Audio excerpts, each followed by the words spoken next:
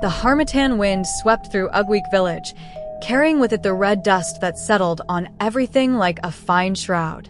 Amara sat on the cracked veranda of their mud house, watching her mother pound cassava in the wooden mortar, each strike of the pestle echoing the rhythm of their struggle. At 12 years old, Amara had learned that hunger was not just an empty stomach, it was the hollow look in her mother's eyes when she divided 3 cups of gari among 6 mouths. "Amara?" Her mother called, her voice threadbare with exhaustion. "Take your siblings to fetch water. Your father will be home soon." Amara gathered her 3 younger siblings, Chidi, Ngozi, and little Abina, who was barely 5. They walked the dusty path to the stream, their plastic jerry cans bumping against their thin legs. The other village children played by the water's edge, but Amara had no time for play. She was the first child, and with that position came responsibilities that weighed heavier than the water she carried home. Her father, Okonkwo, returned that evening with empty hands and a cough that rattled in his chest like stones in a tin can. He had been a strong man once, a farmer whose yams were the pride of Ugwueke. But 3 seasons of failed rains had broken more than the earth. It had broken his spirit. "Nothing today," he said simply, settling onto the wooden stool that had belonged to his father. "Tomorrow, I will try the construction site in Enugu." But tomorrow never came for Okonkwo. That night, his cough worsened. By dawn, he was burning with fever. By the following evening, despite the prayers of the village dibia and the herbs that Amara's mother frantically prepared, Okonkwo's breath became shallow, then stopped altogether. Amara would never forget the sound of her mother's wailing, a sound so deep and primal it seemed to come from the earth itself. The entire village came for the burial, contributing what little they could, but sympathy could not fill stomachs or pay school fees. In the months that followed, their poverty deepened like a well with no bottom. Amara's mother, Adana, took in washing, plaited hair for the few women who could afford it, and sold akara by the roadside. But it was never enough. Amara dropped out of school to help, her dreams of education folding away like a letter she would never send. Then, on a Tuesday afternoon when the sun hung heavy and merciless in the sky, a black Mercedes pulled up to their compound, kicking up a cloud of dust that made the neighbors peer through their windows. Auntie Cordelia stepped out like a vision from another world. She wore a gold-colored gelly that added 6 inches to her height, and her wrapper was the finest akara Amara had ever seen. Her skin glowed with the kind of care that came from expensive creams, and her perfume arrived before she did, announcing prosperity. "Adana, My sister's wife." Cordelia's voice carried across the compound. "Look at how you people are suffering here. Is this how you will kill yourself and these children?" Amara's mother rushed forward, wiping her hands on her faded wrapper. "Sister Cordelia, you are welcome. God bless you for coming." Over cups of tea that Adana had reserved for important visitors, Cordelia laid out her proposition. She lived in Lagos with her husband, Chief Okafor, a wealthy businessman with interests in importation and real estate. They had no children of their own, and their house was large, too large for just 2 people. "Let me take Amara," Cordelia said, stirring sugar into her tea with a silver spoon she had brought from her purse. She would not use their wooden one. She'll go to good school, eat good food, and have a better life. When she finishes her education, she can help the whole family. Amara's heart leaped. Lagos, the city of dreams, where the streets were paved and the lights never went out, where people ate 3 meals a day and went to schools with real buildings and books. Her mother hesitated, maternal instinct warring with desperation. "Cordelia, she is my first daughter, and that is exactly why she should have a chance," Cordelia pressed. "Do you want her to end up like you? Struggling, suffering, growing old before her time? Let me help you. It is what family does."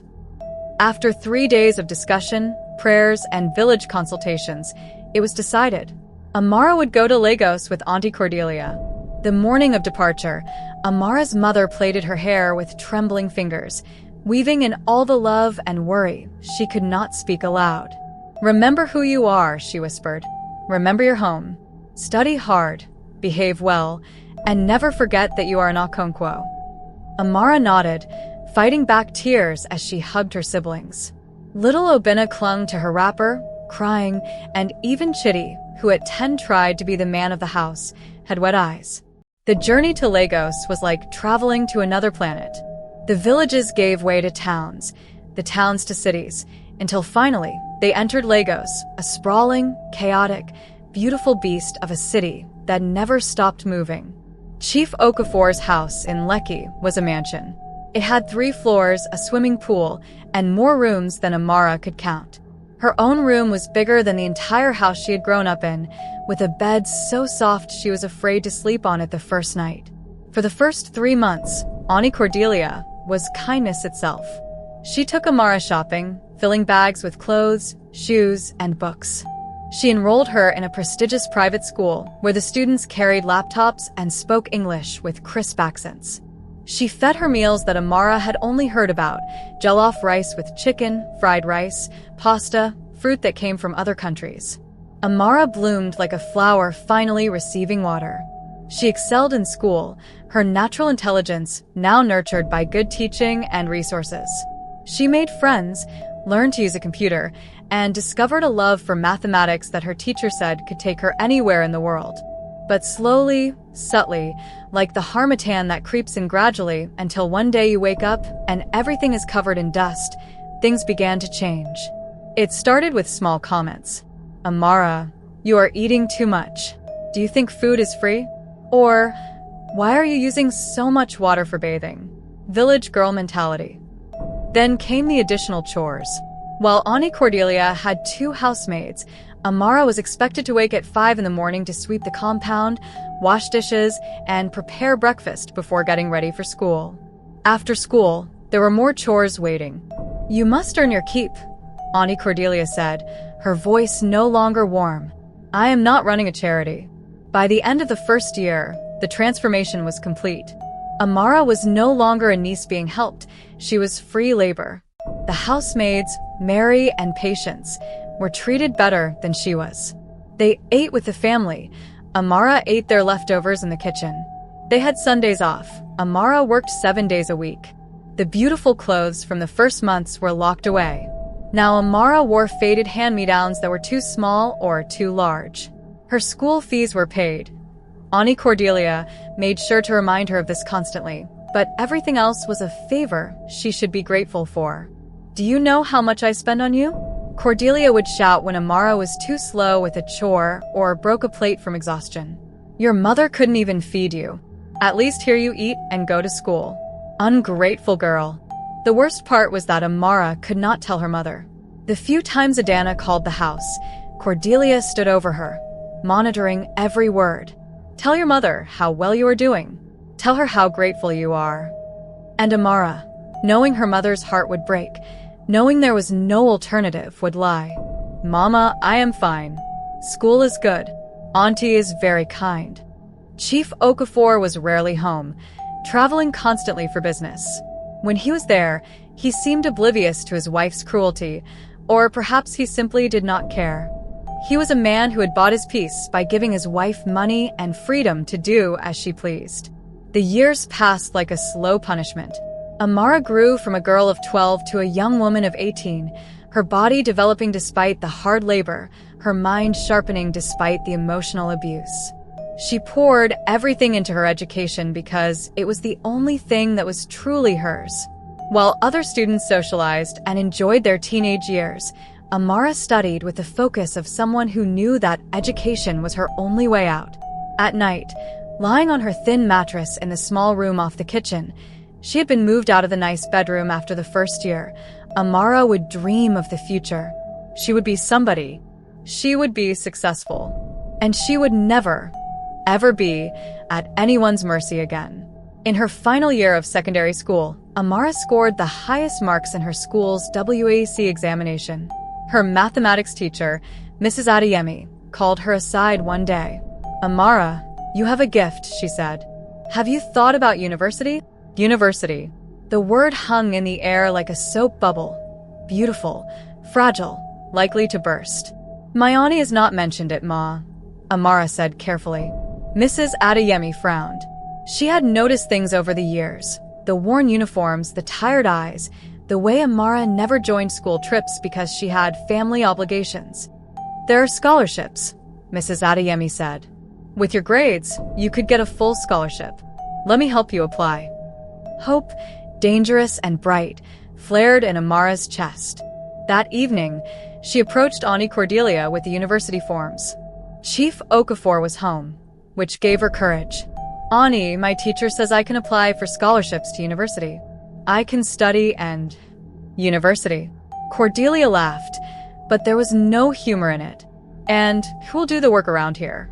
You want to go and enjoy yourself while we suffer? But Auntie, I can study and still help. Enough. Cordelia's hand connected with Amara's cheek, the slap echoing in the large living room. Ungrateful girl. After everything we have done for you. Your mates are looking for husbands, but you want university. University for what? So you can become proud and useless. Chief Okafor looked up from his newspaper. Cordelia, the girl is intelligent. Maybe. Stay out of this. Cordelia snapped at her husband, then turned back to Amara. You will find work. You will earn money and help your mother and your siblings, as a good first daughter should. That is final. But Mrs. Adeyemi did not give up. She applied for scholarships on Amara's behalf, writing recommendation letters that glowed with genuine admiration. And miraculously, impossibly, Amara won a full scholarship to the University of Lagos to study computer science. When the letter arrived, Cordelia threw it in the trash. But Amara, who had learned to be cunning in her survival, retrieved it and hid it in her pillowcase. 2 days before the resumption date, Amara made her escape. She had been saving the small amounts of money that kind teachers and sympathetic neighbors sometimes pressed into her hand. It was not much, but it was enough for a taxi to campus.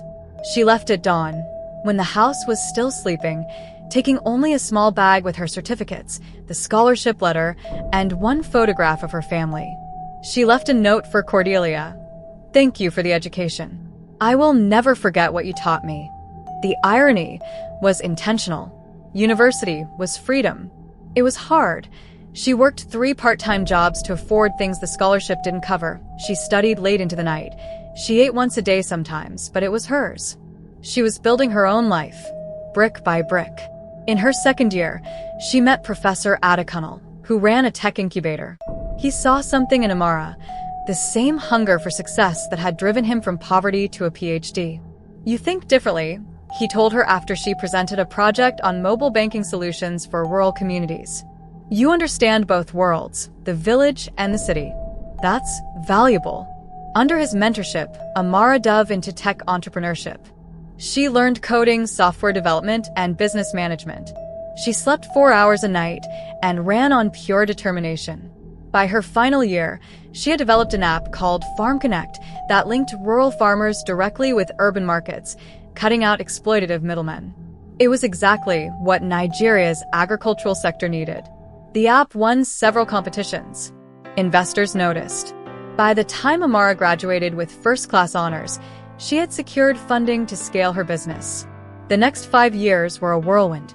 Farm Connect expanded across Nigeria, then to Ghana, Kenya, and Rwanda.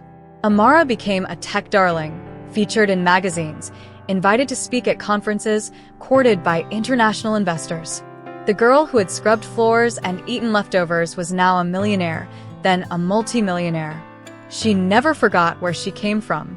She sent money home to her mother every month, amounts that seemed impossible to Adana, who wept the first time she saw the figures. She paid for Chidi's university education, Ngozi's nursing school, and little Abina's private secondary school.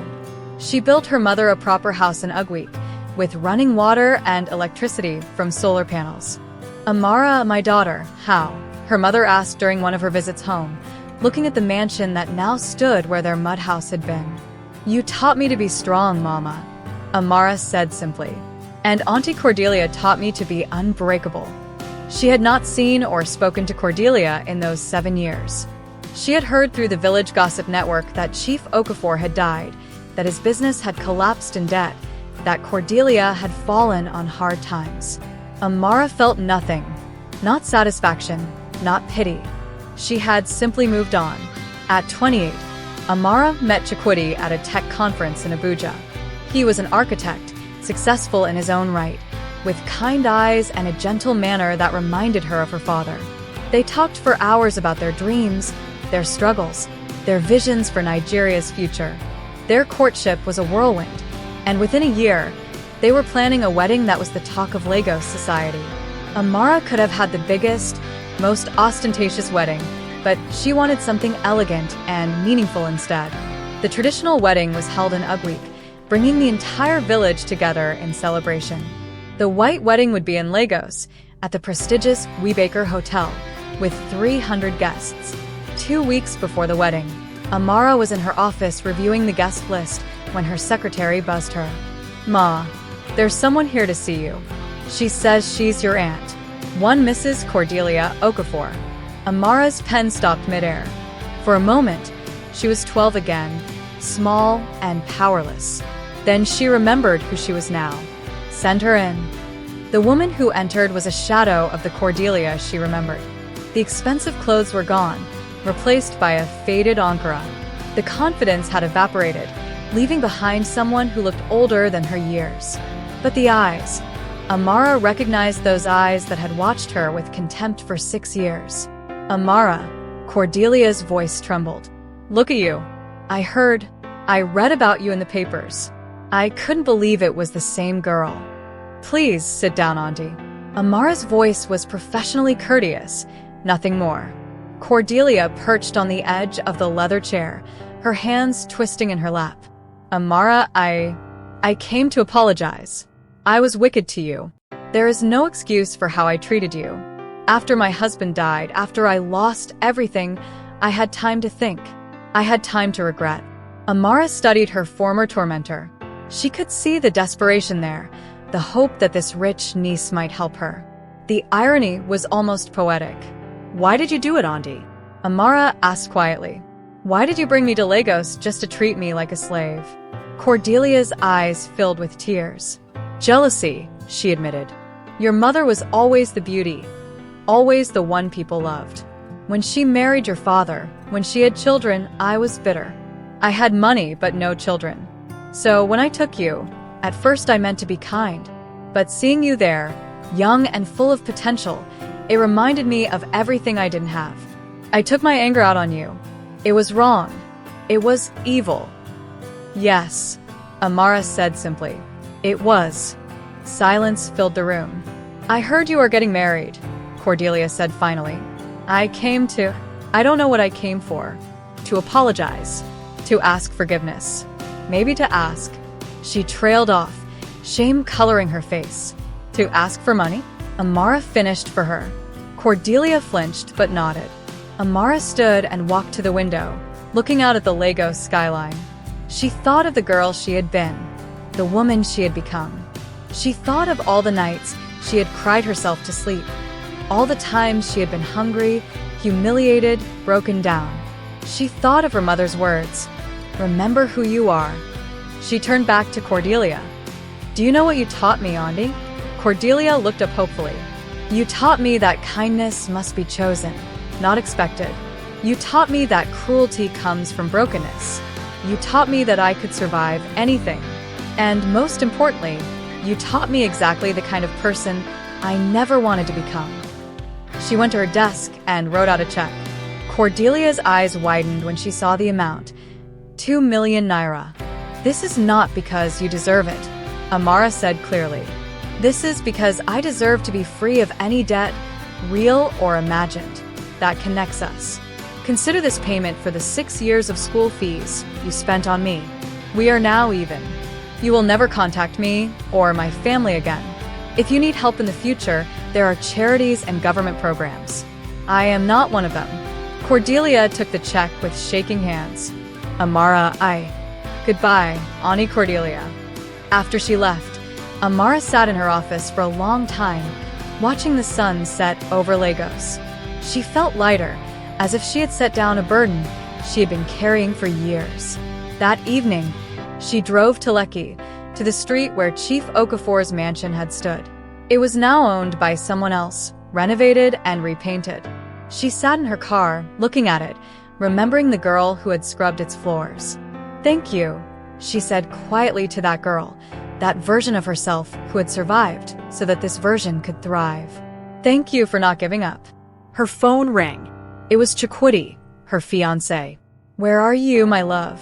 We're supposed to taste the wedding cake, remember?" "I'm coming," she said, starting her car. "I just had to close a chapter." The wedding was beautiful. Amara wore a custom gown that had been designed by a young Nigerian designer she had invested in. Her mother, radiant in asoebi, cried happy tears. Her siblings, all successful now thanks to the opportunities she had created for them, stood by her side. As she danced with Ugwueke, surrounded by friends, family, colleagues, and everyone who had believed in her, Amara caught sight of herself in one of the hall's many mirrors. She saw a woman who had traveled from poverty to prosperity, from powerlessness to power, from victim to victor.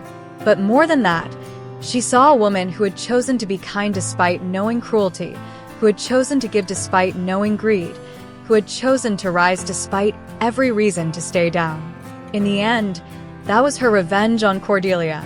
Not bitterness or cruelty returned, but becoming so thoroughly, completely successful that she could afford to be generous, to be bigger, to be better. As the Igbo saying goes, "Ani ij is na aga ijilaya." Those who go to the king's palace must be prepared for whatever they find there. Amara had gone to the palace of hardship and returned a queen in her own right. Years later, when her own daughter asked her about her childhood, Amara would tell her the truth.